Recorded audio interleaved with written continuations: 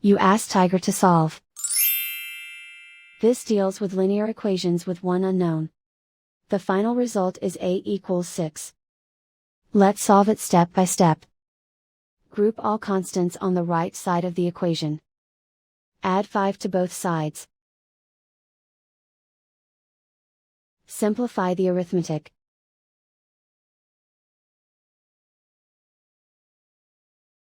Isolate the a.